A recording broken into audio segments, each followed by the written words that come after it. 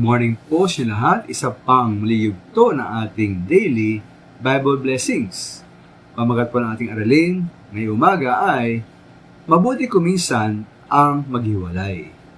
Mabuti kuminsan ang maghiwalay. Isang mahalaga pong katangian ng pagkasamahan, alam natin, ay ang pagkakaisa. Sa mag-asawa, dapat ang pagkasama ay panghabang buhay. Sabi nga, till death do us part. Sa iglesia ng mga minamahal, sabi sa 1 Corinto 1:10 na dapat tayong magkaisa bilang iglesia. At huwag magbabahagi, maging sa isipan at maging sa layunin.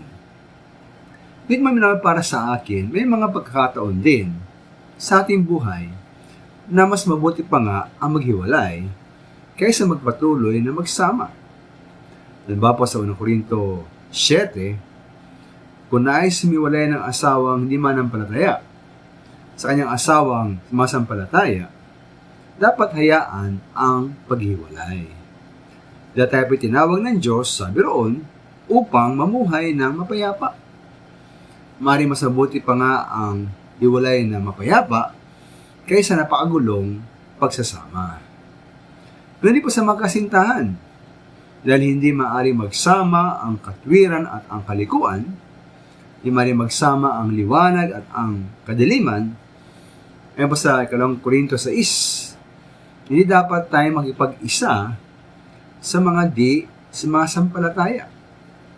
Para nga maiwasan ang pagkakaroon ng asawang hindi ligtas, dapat iwasan ang magkaroon ng kasintahang hindi ligtas.